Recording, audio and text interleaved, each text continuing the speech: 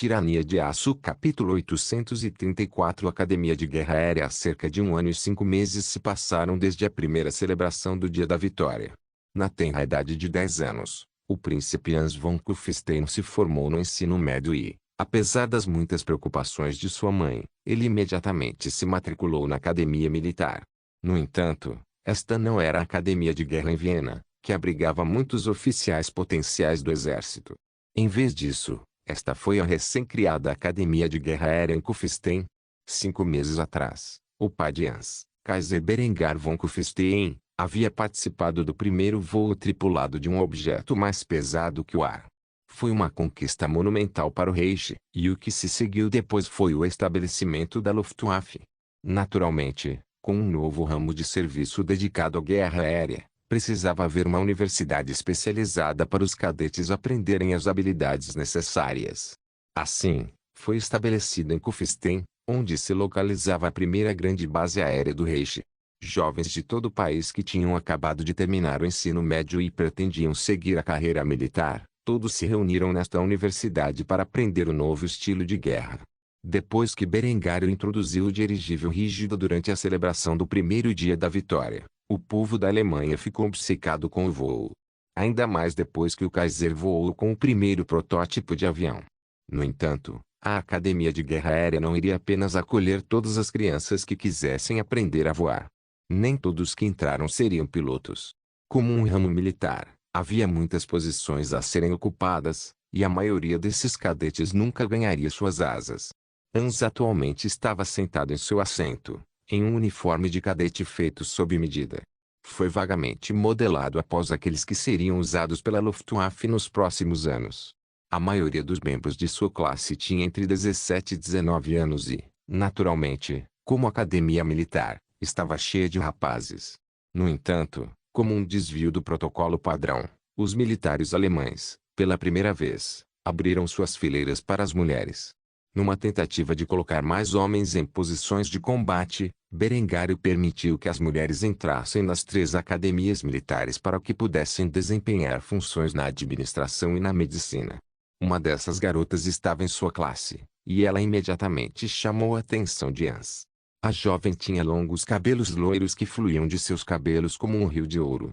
De muitas maneiras, essa garota era notavelmente parecida com a tia do menino em termos de aparência. Na verdade, à primeira vista, Hans pensou que essa mulher fosse realmente Henrietta. Após uma inspeção mais aprofundada, a mulher tinha olhos profundos de safira, como Berengar e a dela. Na verdade, quanto mais Hans olhava para ela, mais ele pensava que ela se parecia com seu pai, como se ela fosse uma versão de gênero do homem. A notável exceção é que ela não tinha um tapa-olho. Apesar dessa estranha semelhança com Berengar e Henrietta, ou talvez por causa disso, ela era uma beleza entre as beldades, e por causa disso, os homens da classe se reuniram em torno dela, tentando seduzir a jovem com seu charme. Apesar de agir de forma amigável, ficou claro pelos olhos da garota que ela não tinha interesse em nenhum dos caras que se aproximavam dela.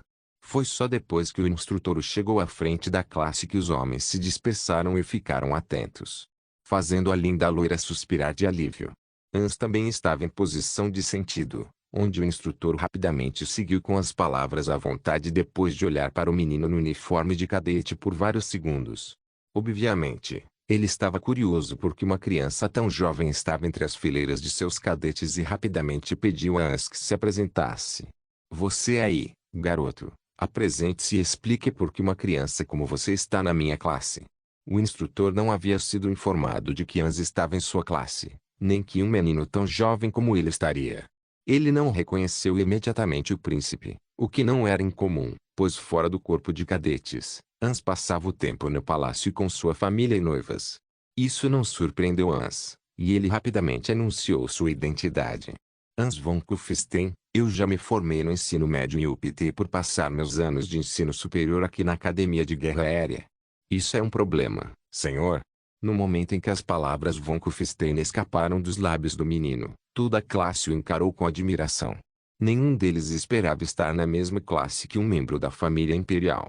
Principalmente porque os filhos de Berengário eram todos muito jovens, mas o menino havia declarado claramente que já havia se formado no ensino médio e obviamente havia sido admitido na Academia de Guerra Aérea. O instrutor imediatamente começou a suar muito ao perceber que um príncipe imperial era um membro de sua classe. Ter uma das jovens princesas da Baviera presente em sua classe já era chocante o suficiente, mas ter o príncipe imperial, o menino que a maioria das pessoas suspeitava que um dia sucederia seu pai, em sua classe, a honra era simplesmente demais. Ele imediatamente quebrou sua fachada rígida enquanto falava com Hans como se ele fosse seu superior. Minhas desculpas, Sua Alteza, eu não fui alertado que você estaria na minha aula.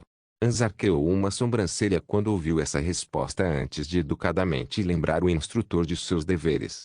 Senhor, devo lembrá-lo que na seção 2, parágrafo 4 do Manual do Aluno, afirma claramente, todos os cadetes devem ser tratados como iguais, independentemente da herança nobre. Portanto, é da minha opinião que é simplesmente inaceitável para você para se referir ao meu pelo meu título real. Por favor, refira-se a mim pelo meu posto de cadete. Anne von Wittelsbach imediatamente olhou para Hans com curiosidade em seus olhos cor de safira ao ouvi-lo rejeitar o tratamento preferido. Ela nunca pensou que o filho do Kaiser de todas as pessoas se consideraria apenas mais um cadete. Esse comportamento incomum chamou a atenção da garota. Como ela estava certa de que qualquer outro homem nesta sala não precisaria de desculpa para ostentar seu privilégio, como muitos deles fizeram quando se apresentaram a ela. Anne tinha 16 anos de idade este ano, e se formou cedo no ensino médio, assim como Hans. Apesar da resistência de seu pai, Anne se matriculou na Academia de Guerra Aérea. Quais foram as razões dela para fazer isso? Simplificando, sua razão para ingressar no exército foi para evitar um casamento desfavorável. Não muito depois da celebração do Dia da Vitória, onde ela rejeitou os avanços do príncipe escocês, Anne se viu noiva do terceiro príncipe da Saxônia. Havia apenas um grande problema com isso: o homem era um glutão com obesidade mórbida e um idiota sádico. Se os rumores fossem verdadeiros, o terceiro príncipe da Saxônia tratava suas esposas com bastante crueldade, e de seus poucos encontros com ele, Anne estava convencida de que eram verdade. Contanto que ela estivesse em uma academia militar e visse serviço ativo nas Forças Armadas, ela tinha o direito de recusar quaisquer potenciais candidatos a casamento com os quais sua família pudesse colocá-la. Esta foi uma estipulação posta em lei com um único propósito: para instalar um sentimento adicional de lealdade nos oficiais de Berengário. Em outras palavras, enquanto você fizer parte de minhas Forças Armadas, não estará sujeito aos caprichos e desejos de sua família, não importa o quão poderosa ela seja. Assim, foram muitos os jovens que procuraram ingressar na academia militar na esperança de evitar um noivado desfavorável. Anne por acaso era uma mulher com o mesmo objetivo. No entanto, depois de testemunhar Hans e seu comportamento respeitável, Anne imediatamente reconsiderou seus planos anteriores. Embora ela soubesse que o menino tinha 4 noivas, Hans tinha permissão para ter 5 esposas e, apesar de sua pouca idade, ele certamente era uma escolha melhor do que aquele bastardo gordo. Ela preferia comprar uma fuga permanente dos desejos de seu pai, então uma liberdade temporária. Afinal, no momento em que ela concluísse seu serviço militar obrigatório após a formatura, seu pai poderia facilmente puxar os cordelinhos para que ela fosse dispensada. Assim, após uma reflexão cuidadosa, a garota atirou a Hans um sorriso e uma piscadela, uma ação que imediatamente atraiu a ira do resto dos homens da classe. Hans tinha uma fachada estoica ao ver a bela princesa bávara mostrar seu interesse. No entanto, internamente, seu coração estava acelerado. Foi só agora que ele percebeu que as mesmas regras que se aplicavam a Anne se aplicavam a ele também. Ingrid tinha sido um pé no saco para o menino desde que chegou a Kufstein. Embora ela fosse bonita e tivesse um corpo ideal, a mulher estava constantemente brigando com suas outras noivas, causando a Hans nada além de dores de cabeça no último ano e meio. Se ele realmente desejasse, Hans poderia usar seu serviço militar como meio de se casar com suas outras 3 garotas quando chegasse à maioridade, mas recusaria o noivado com Ingrid. Tudo isso enquanto se casava com outras 2 mulheres de sua escolha. Claro, ele poderia simplesmente dizer ao pai ou à mãe que estava descontente com Ingrid, e eles anulariam facilmente o noivado. No entanto, Hans não sabia disso e estava com muito medo de decepcionar seu pai. Por causa disso, ele lutou durante o último ano e meio com o melhor de sua capacidade. Foi com isso em mente que Hans finalmente sorriu de volta para Anne e acenou. achando que talvez ele devesse conhecer uma jovem tão bonita, caso não conseguisse se livrar das rígidas noções monogâmicas de Ingrid que alimentavam suas incessantes putarias. Assim, o primeiro dia de Hans na academia de guerra aérea tinha corrido muito bem. Tirania de Aço capítulo 835 O filho da serpente emplumada Tleshiketli estava de topless no meio do palácio de seu pai na cidade de Tenochtitlan. Um bebê de cabelos dourados estava agarrado ao peito, enquanto sugava o leite armazenado atrás de seus mamilos castanhos e inchados. A princesa Azteca acariciava os cabelos sedosos da criança enquanto falava com ele em um tom gentil e amoroso. Meu filho Cocoatl, você é um deus de cabelos dourados. Um dia você vai governar este império e trazer nosso povo para uma nova era de prosperidade.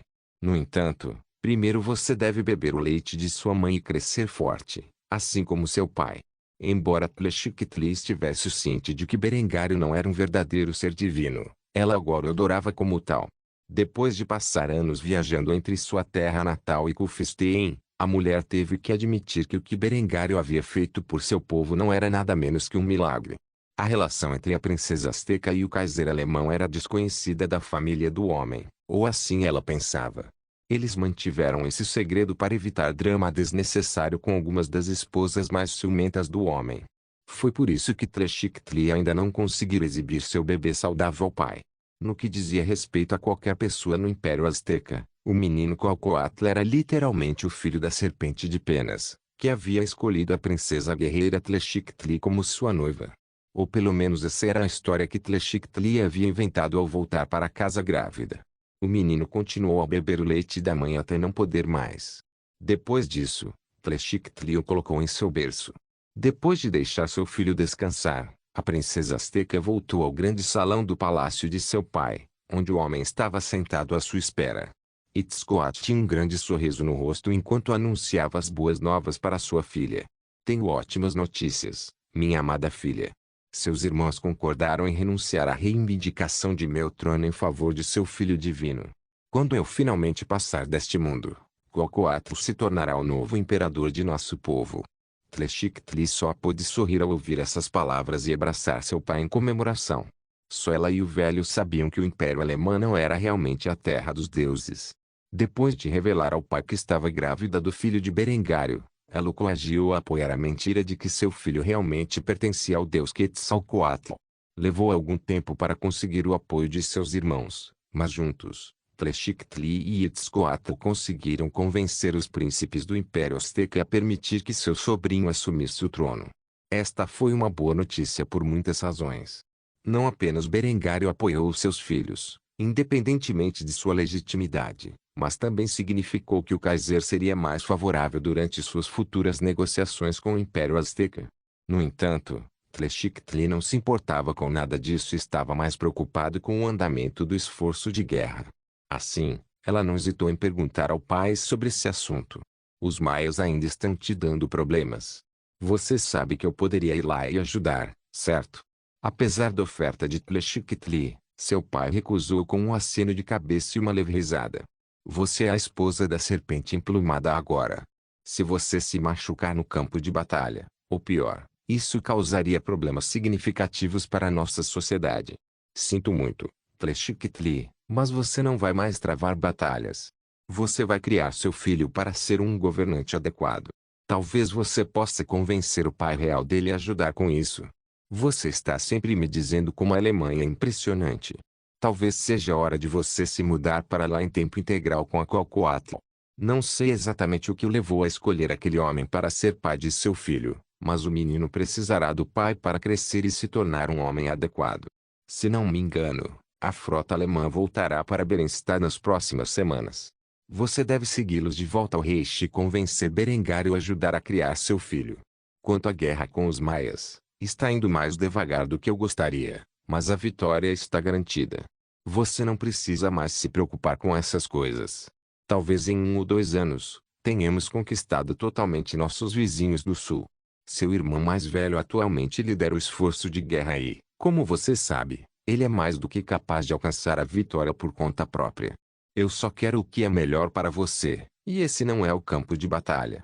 Tleshiketli mordeu o lábio inferior em aflição. Durante toda sua vida, Ela treinou e lutou na guerra. Agora ela estava sendo rebaixada ao papel de dona de casa e não gostava disso. Se isso não fosse bastante problemático, não havia outro assunto que a preocupasse. Até onde Tleshik-Tli sabia, ninguém na família de Berengário sabia de seu caso, e se ela aparecesse no palácio com um rapaz que parecia uma mistura entre o Kaiser e ela, exigindo que o homem criasse seu filho, seria apenas causar problemas. No entanto, seu pai estava certo, e assim ela suspirou pesadamente antes de acenar com a cabeça em concordância com as palavras de seu pai. Tudo bem, vou trazer Cocoatl para Berenstad e levar o próximo navio de volta ao Reich. Obrigado, pai, por todo o apoio que você deu a mim e ao meu filho. Prometo que ele será criado em Kufstein para ser um governante adequado, e quando finalmente voltarmos, ele conduzirá nosso povo a uma nova era de prosperidade. O imperador Azteca acenou com a cabeça e sorriu, antes de abraçar sua filha e beijá-la na testa. Depois de fazer isso, ele ajudou a partir para o Reich. Dentro de algumas semanas, Tleshik-Tli estava de volta a Kufstein com seu filho pequeno nos braços. Imediatamente ao chegar à capital alemã, Tleshik-Tli e seu filho foram escoltados para a sede da inteligência imperial por alguns soldados fortemente armados. Evidentemente, Lind já tinha percebido o motivo de sua visita e deu o primeiro passo. A bela ruiva tinha um sorriso gentil no rosto enquanto olhava para Tleshik-Tli e seu filho. Apesar disso, os olhos de Tleshik-Tli estavam focados em outra parte do corpo da mulher. O estômago de Lind estava redondo, tanto que a princesa Azteca suspeitava que ela pudesse dar à luz a qualquer momento. Ficou imediatamente evidente que Berengário estivera ocupado com a procriação durante seu breve período de paz. No entanto, isso não era importante.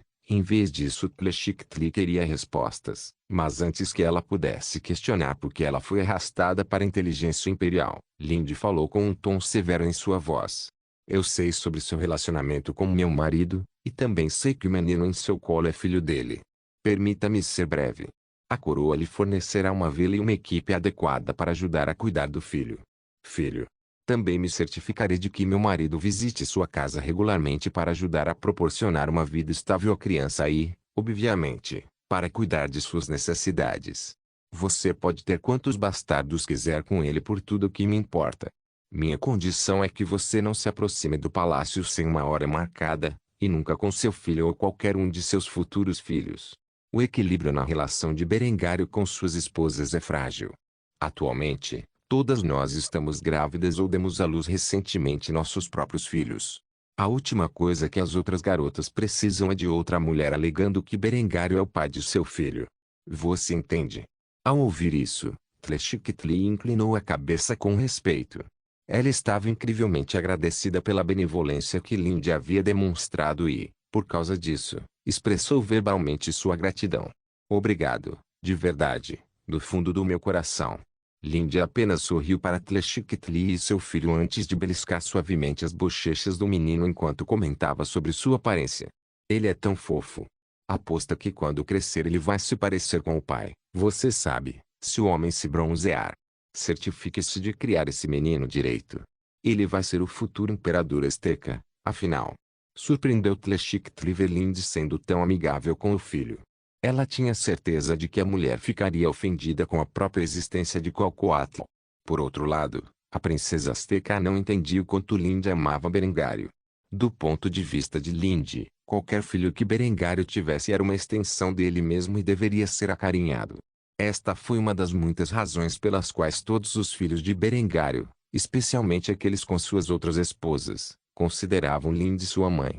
Embora Lind estivesse intensamente focada na criação de seus próprios filhos, ela também havia ajudado as outras meninas com seus filhos. Naturalmente, ela pretendia fazer o mesmo com Cocoatl. Deste dia em diante, Tleshik-Tli criaria seu filho nas fronteiras do Reich. Cada chance que Berengário tinha, ele iria passar na casa dela, fazendo amor com sua amante e fazendo parte da vida de seu filho bastardo. Afinal, era muito difícil para um menino sem pai tornar-se um homem decente, e Berengário sabia disso muito bem. Tirania de Aço Capítulo 836 A cura para a malária fazia quase 1 ano e 7 meses desde o início da Pax Germania, e durante esse período de paz e prosperidade, muitos avanços surgiram dentro das fronteiras do Reich. Engenharia, medicina, química, física. Esses eram alguns dos muitos campos científicos que avançavam rapidamente. A partir do momento em que a Pax Germania começou, Berengar deu uma ordem à maior empresa farmacêutica do país, da qual ele detinha pessoalmente cerca de 15% das ações. Essa ordem era pesquisar a malária e encontrar uma capacidade de combater seus efeitos. Milhões de marcos foram investidos na pesquisa e desenvolvimento de uma cura para a malária e, finalmente, um medicamento viável foi criado. Atualmente, Aldo von Passau estava sentado em frente a Berengar no meio do escritório do Kaiser. Ele colocou um pequeno comprimido branco na mesa com um sorriso orgulhoso no rosto.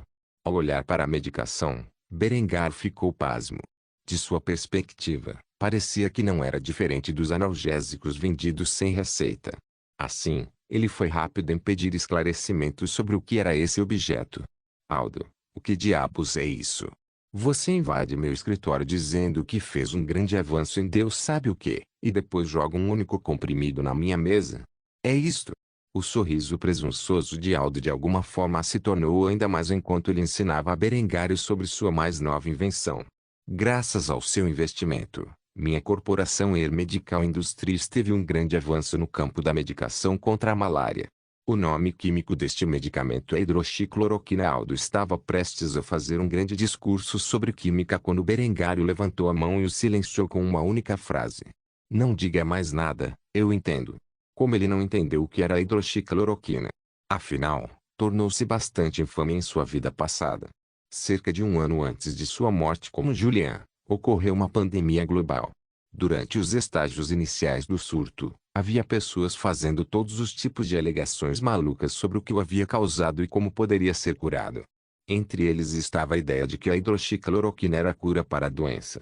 Apesar das alegações feitas sobre o medicamento e sua eficácia no combate a um determinado vírus, a hidroxicloroquina ainda era uma das formas mais comprovadas de tratar a malária. Sinceramente, surpreendeu Berengar que seus cientistas tenham ignorado os medicamentos anteriores de quinina e cloroquina e, em vez disso, foram direto para o tratamento mais eficaz. Ou pelo menos o tratamento mais eficaz que não teve efeitos colaterais horríveis. Embora Aldo tenha ficado ainda mais surpreso que o Kaiser, ele teve dificuldade em aceitar o fato de Berengar já saber da medicação. Como diabos o homem teve tempo de ler os relatórios de seus estudos quando tinha tantas coisas mais importantes para fazer? Ainda assim, essa confiança em saber o que era o produto químico só deixou o cientista envelhecido ainda mais impressionado com seu Kaiser. Por mais que fosse um nariz moreno como Aldo, vinha de um lugar genuíno de respeito, e era por isso que Berengário podia tolerar um homem. Berengário segurou a pílula na mão e expressou sua opinião sobre o quão importante isso era para seus planos futuros. Agora temos os meios para tratar a doença mais perigosa do mundo. Com ela, nossas tropas poderão avançar em qualquer terra sem medo de contrair malária. Devo dizer que estou completamente impressionado. Você e sua equipe superaram verdadeiramente desta vez, Aldo.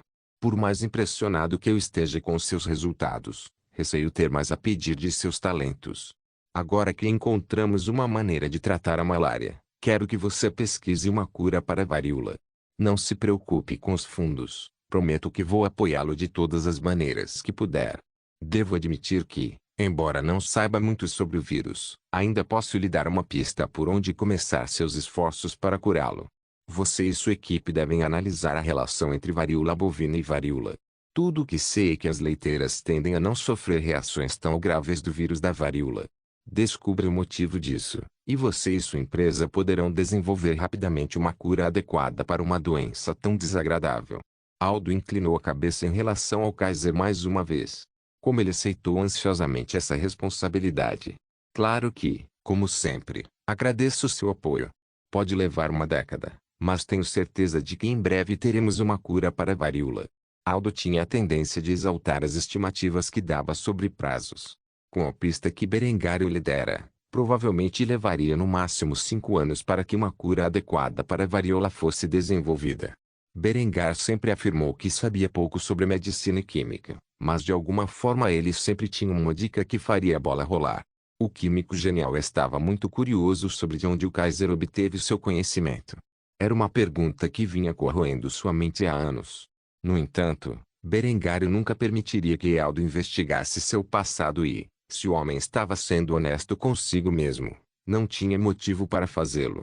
Ele realmente preferiria que a origem do conhecimento de Berengário permanecesse para sempre um dos maiores mistérios da vida. A maioria das pessoas que viviam na Alemanha não sabia o quanto do Reich moderno foi construído sobre o conhecimento que Berengário havia armazenado em sua mente. Conhecimento que aparentemente não tinha explicação razoável para sua existência. Embora Aldo não quisesse admitir isso, talvez a afirmação da reforma alemã de que São Berengário, o bem-aventurado, era um profeta dotado por Deus com conhecimento ilimitado fosse a única explicação válida para essa pergunta. Por outro lado, ele sabia que essa afirmação vinha de Ludolf, que a introduziu como um meio de combater os membros crescentes de sua paróquia, que começaram a reverenciar Berengário mais do que o próprio Cristo. Afinal, se Berengário era um profeta do Senhor, então era verdadeiramente Deus no céu, e não um homem que enriquecera em tanto o povo alemão.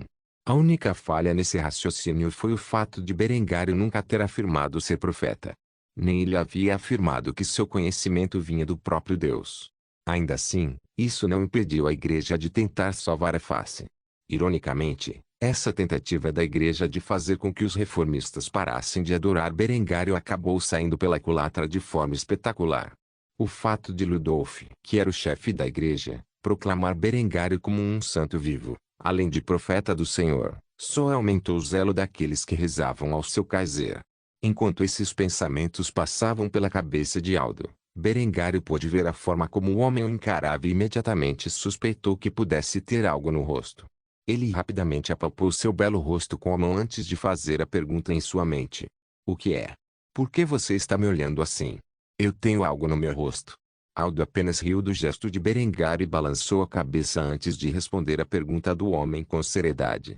Não, eu só estava me perguntando se talvez você realmente seja um profeta enviado pelo Senhor para levar o povo alemão à prosperidade. Berengar ficou em silêncio por alguns momentos antes de cair na gargalhada. Esta foi genuinamente a primeira vez que ele ouviu uma declaração tão ridícula.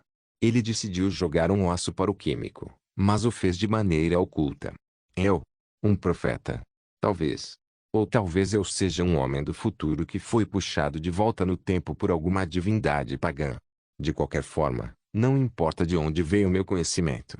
Tudo o que importa é eu usar para o bem do meu povo. Se não há mais nada a dizer, então suponho que você tem seu trabalho cortado para você. Até nos encontrarmos novamente, meu amigo. Aldo apenas riu das palavras de Berengário. O homem estava claramente fazendo uma piada às suas custas. Ser puxado de volta no tempo por uma divindade pagã. Na verdade, isso foi um absurdo total. Depois de compartilhar uma risada com o Kaiser, ele deixou o palácio e voltou para seu laboratório, onde imediatamente começou a investigar a ligação entre varíola bovina e varíola. Quanto a Berengar, ele olhou para a pequena pílula branca em sua mão com um largo sorriso no rosto.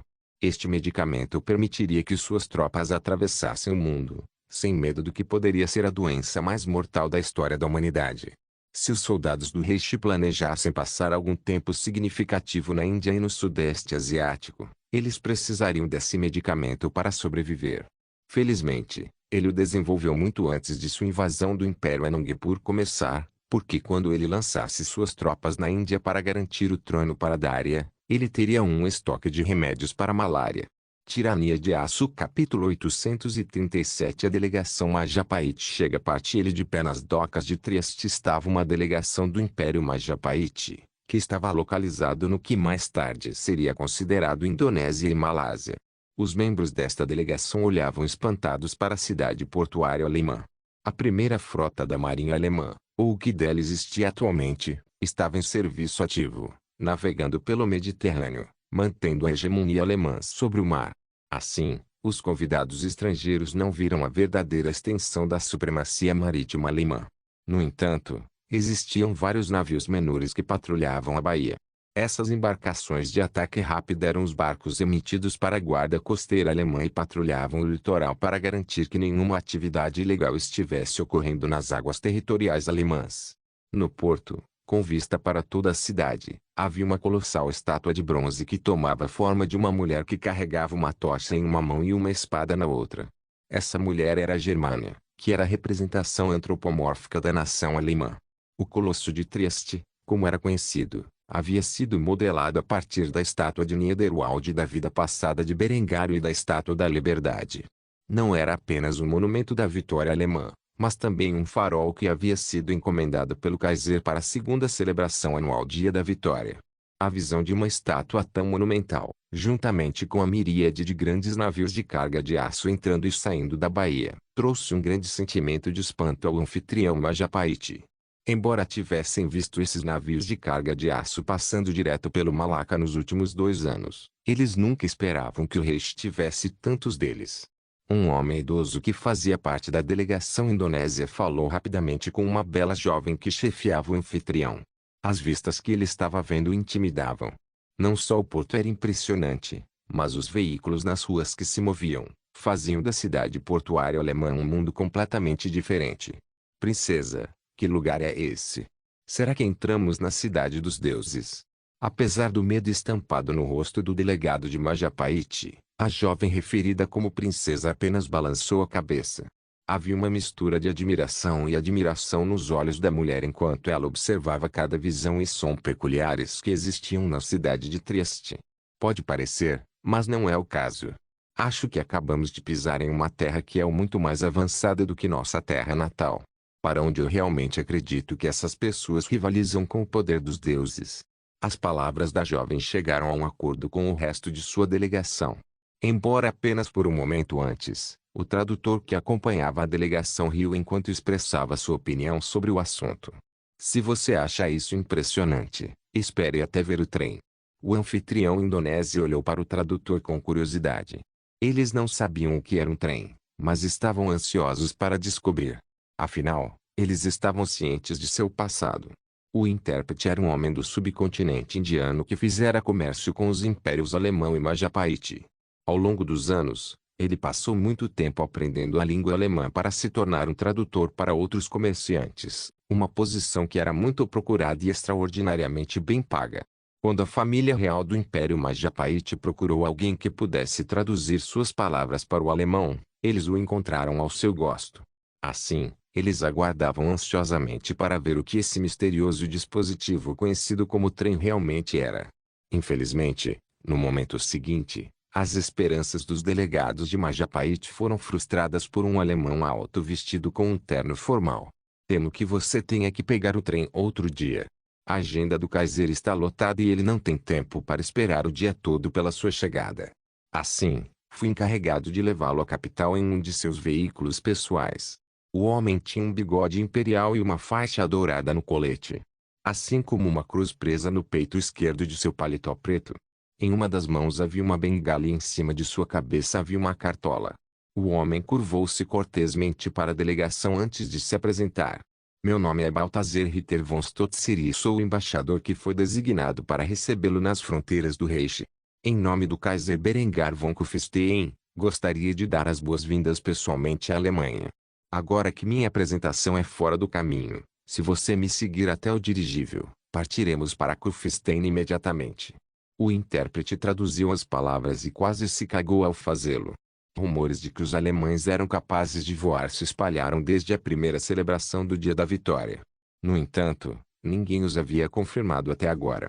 Afinal, havia um número limitado de aeronaves, e as aeronaves, embora atualmente em produção em massa, eram um segredo militar bem guardado. Pensar que ele seria capaz de viajar em um dirigível como mero intérprete, era a maior honra para um homem que antes ganhava a vida vendendo especiarias pela Ásia e Europa. Assim, o anfitrião Majapahit teve uma surpresa surpreendente ao seguir o embaixador em direção à estação de atracação onde o dirigível rígido estava atualmente. Depois de entrar em uma série de carros que foram fornecidos pela coroa, o anfitrião Majapahit viajou para o dirigível, que eles olhavam com descrença. Era uma enorme nave aérea que era maior do que qualquer coisa que eles já tinham visto antes. Por causa disso, eles tiveram dificuldade em acreditar que tal coisa pudesse voar. No entanto, depois de subirem a bordo, ficaram ainda mais surpresos com a opulência avassaladora que existia no interior. Como se Berengário tivesse projetado o dirigível como um meio de viagem ultra-luxuoso, o dirigível era praticamente um palácio no ar, com todos os detalhes dourados e balcões de mármore para provar isso. Uma vez que todos estavam dentro, Baltazar falou com os convidados do Kaiser com um largo sorriso no rosto. Sinta-se em casa. Alguém gostaria de uma bebida forte? Há um bar completo com um barman que pode misturar qualquer coisa que você possa imaginar. Se não, talvez uma boa refeição? Apesar das velocidades mais altas deste dirigível, ainda levará algumas horas para chegar à capital. Fiquem à vontade enquanto decolamos. Depois de dizer isso, Baltazar tirou um disco de vinil de uma manga e o colocou no gramofone que estava a bordo do navio. Quando o dirigível se ergueu no ar, uma música famosa em todo o Reich, conhecida como o Voo das Valquírias, começou a tocar por toda a cabine. A delegação Majapahit reagiu com choque mais uma vez enquanto procuravam as origens de uma música tão complexa. Isso fez o embaixador rir enquanto apontava para o dispositivo. Uma invenção recente, de alguns de nossos talentosos cientistas. Ela nos permite tocar música na companhia de nossas próprias casas. O Kaiser comprou este dispositivo para uso no dirigível. Sente-se, relaxe e aproveite a música enquanto nos aproximamos nosso destino. Apesar do tom amigável na voz do embaixador, nenhum dos delegados foi capaz de relaxar. Afinal, eles estavam voando no ar e não podiam deixar de olhar pelas janelas para o Reich abaixo, que continuou a chocar seus cérebros até chegarem a Kufstein. Depois de várias horas, o Zeppelin chegou a Kufstein, onde foi devidamente parado. Depois de descer da aeronave, os delegados de Majapahit entraram nas ruas da cidade, onde ficaram maravilhados com suas vistas. Cercada por montanhas por todos os lados, a cidade de Kufstein era realmente um espetáculo para ser visto. Ainda outra estátua colossal estava no meio deles enquanto olhavam para o sopé para ver a velha estátua de bronze de Berengário e seu corcel, Erwin, que era o eterno guardião da capital alemã. A princesa Majapahit, e os outros membros de seu anfitrião, tiveram um súbito desejo de andar pelas ruas sem rumo, enquanto contemplavam a arquitetura imaculada que existia em toda a cidade bem planejada. No entanto, Baltazar não os deixou com rédea solta e rapidamente os guiou para outra série de carros que os escoltaram até o palácio. Depois de passar pelos portões do Palácio Imperial, a princesa Majapahit olhou com admiração para os membros da guarda do Palácio de Berengário, que usavam uniformes pretos e dourados supérfluos enquanto carregavam rifles G-27. Os homens observaram atentamente os delegados indonésios enquanto eles abriam as portas para eles, permitindo aos estrangeiros o acesso à casa mais luxuosa do planeta. Quando a princesa Majapahit pisou no grande salão, ela viu a magnífica visão do Kaiser alemão sentado em seu trono imaculado. Antes que ela pudesse se apresentar, o homem de cabelos dourados falou em um tom firme, mas acolhedor. Então, você finalmente chegou? Tirania de Aço Capítulo 838 A delegação Majapahit chega parte segunda por quase 2 anos. Berengar vinha enviando mercadorias para a dinastia Ming. Naturalmente, esses enormes navios de aço tiveram que passar pelo Estreito de Malaca, uma região controlada pelo Império Majapahit, e apesar do tráfego constante pela área, Berengário não pagou impostos. Embora tenha havido tentativas da Marinha do Império Majapahit de forçar os navios alemães a parar, todas elas fracassaram. A princípio, a família real Majapahit não sabia a quem pertenciam esses gigantes de aço e usou vários meios para investigar sua origem. Finalmente, depois de quase 2 anos, eles encontraram a resposta, quando um delegado Min visitou sua terra natal e descreveu os navios como navios alemães, seguido pelo conselho de que os Majapahit deveriam deixá-los em paz. Após cuidadosa consideração de como lidar com os alemães, o rei Majapahit enviou uma delegação a Kufstein para chegar a um acordo aceitável. A líder desta delegação era a filha do rei, uma bela jovem chamada Angraini. No Império Majapahit, as mulheres da família real frequentemente atuavam como conselheiras do rei, e essa jovem de 20 e poucos anos não era a exceção. Ainda assim, no momento em que ela olhou para o Kaiser alemão, ela não pôde deixar de sentir uma sensação esmagadora de admiração. Antes que ela pudesse se apresentar, no entanto, uma criança gritando entrou no salão principal nas costas de um leopardo adulto. Esta criança era ninguém menos que Joseph, o filho mais novo de Berengário, com Linde. O menino tinha os cabelos dourados de seu pai, com os olhos azuis celestes de sua mãe. De certa forma, ele se parecia mais com Henrietta do que com seus pais. O menino estava agarrado à garupa do leopardo que corria pelo grande salão em grande velocidade. Isto é, até Berengário gritar com os dois. Joseph, Genseric, fora. Tanto a criança quanto o leopardo abaixaram a cabeça envergonhados antes de sair da sala de mau humor. Berengário suspirou pesadamente e descansou a testa na palma da mão. Levou alguns momentos para recuperar o humor e, depois de fazê-lo, levantou-se do trono e caminhou em direção aos delegados indonésios. Desculpe, meu filho pode ser um pouco brincalhão com meu animal de estimação. Espero que eles não tenham assustado você. A princesa indonésia ficou de queixo caído ao ver um garotinho montado nas costas de um leopardo adulto como se fosse uma montaria comum. Era um leopardo africano e, por causa disso, era um pouco maior do que os que ela conhecia em Java. Claro, Genseric não permitiria que nenhuma criança montasse em suas costas. Linde assumiu a responsabilidade pela fera e a criou como se fosse um de seus próprios filhos, e por causa disso, o poderoso leopardo cresceu ao lado do jovem príncipe Joseph.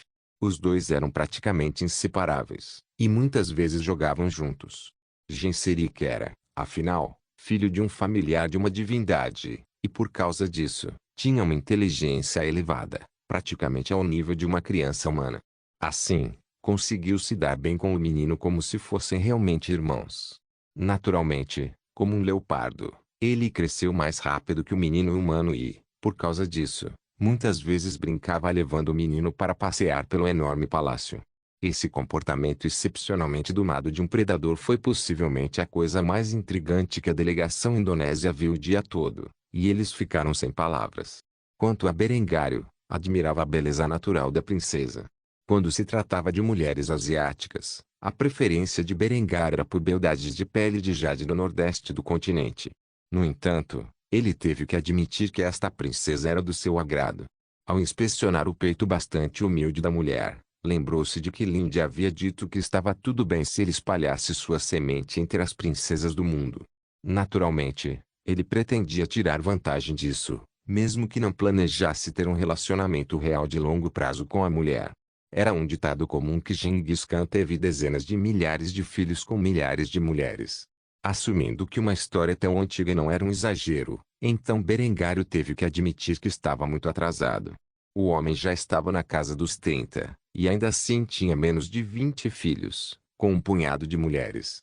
Assim, ele decidiu se comportar da melhor maneira possível, ficando na frente da mulher, bem mais de 30 centímetros acima dela, e olhando para seu lindo rosto antes de perguntar o nome da princesa. Você está aqui no meu palácio, como meu convidado, e mesmo assim eu ainda não sei seu nome. Isso é um pouco rude, você não acha? A mulher teve que olhar para cima para ver o belo rosto de Berengário sorrindo para ela. Ela nunca tinha conhecido um homem tão alto antes e ficou bastante surpresa. Por outro lado, tudo o que ela tinha visto nas fronteiras do Reich até então havia deixado uma impressão memorável nela.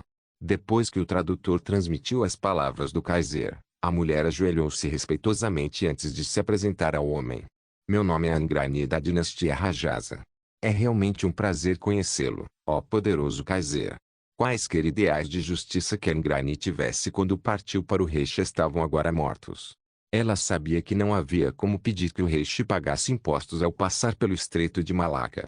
Pelo amor de Deus, ela tinha acabado de voar no ar por várias centenas de quilômetros. Tal coisa era simplesmente inconcebível. Sua civilização era avançada o suficiente para saber que Berengário e os alemães não eram deuses, ao contrário dos nativos da América. No entanto, ela ainda lutava para acreditar em tudo o que tinha visto até agora neste dia. Tanto que ela estava convencida de que o povo alemão também poderia ser divindades com o quão avançada sua civilização era comparada à dela. O dirigível teve um efeito particularmente grande sobre a mulher. Neste mundo, o Islã não se espalhou além das fronteiras do Oriente Próximo e do Norte da África. Por causa disso, os ensinamentos hindus e budistas foram as duas maiores influências estrangeiras no povo javanês. Embora eles tivessem algumas diferenças, ela estava pelo menos ciente do lendário Vimana dentro dos textos sagrados hindus, e o dirigível que ela pegou para chegar a Kufstein era literalmente um palácio flutuante de um deus. Simplesmente não poderia ser explicado de outra maneira. Assim, apesar de conhecer o imperador da Alemanha pela primeira vez, ela o tratou com o maior respeito enquanto se ajoelhava diante de Berengário como se ele fosse o equivalente a um deus. Surpreendeu Berengário ver a princesa de um império estrangeiro ajoelhar-se diante dele com tanto respeito. Ele não foi o único. O comportamento incomum de sua princesa, geralmente orgulhosa, também surpreendeu os homens que acompanhavam a mulher. O que surpreendeu Berengário foi que ela o tratou com tanto respeito, quando seu povo estava tão longe do rei, que eles não podiam estar cientes das guerras brutais que ele travara para unificar seu povo e estabelecer a hegemonia alemã no Ocidente. Sem esse conhecimento, não havia como essa jovem ser capaz de temê-lo e respeitá-lo adequadamente. No entanto, o olhar em seus olhos era mais uma reverência que o confundiu ainda mais. Foi nesse momento que Berengário pensou que talvez a Alemanha tivesse avançado tanto além do resto do mundo, que até mesmo os povos civilizados do Oriente o consideram um deus. Isso era mesmo possível. Enquanto pensava nisso, sentiu como se essa explicação fosse plausível, e apenas sorriu antes de finalmente responder à apresentação da garota com um elogio. Angrani. Estou pronunciando isso, certo? Esse é um nome bonito. No mínimo, parece muito mais agradável de dizer do que o meu. Uma vez que essas palavras foram traduzidas, a mulher deu uma risadinha. Ela não esperava que este homem de tal poder tivesse um senso de humor tão autodepreciativo. Ela estava curiosa sobre o que um nome rude como Berengário realmente significava e foi rápida em perguntar sobre isso.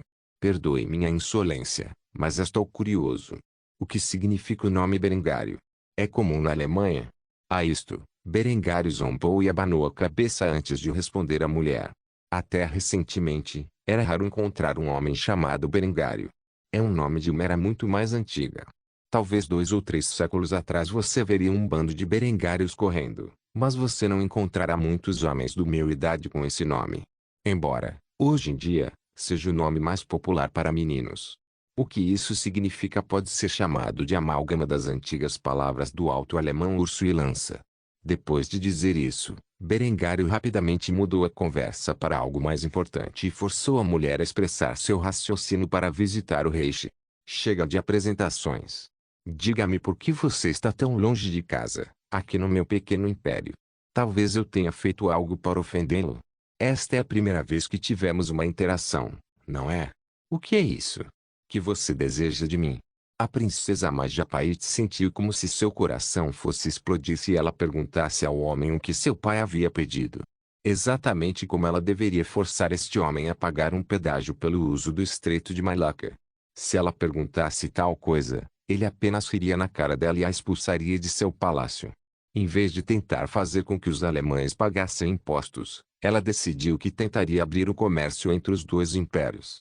Uma terra com tecnologia tão avassaladora deve ser rica e, se fosse esse o caso, seria melhor estabelecer um senso de comércio saudável entre seus dois reinos. Embora Siri concordaria com tal pedido ainda não se sabia.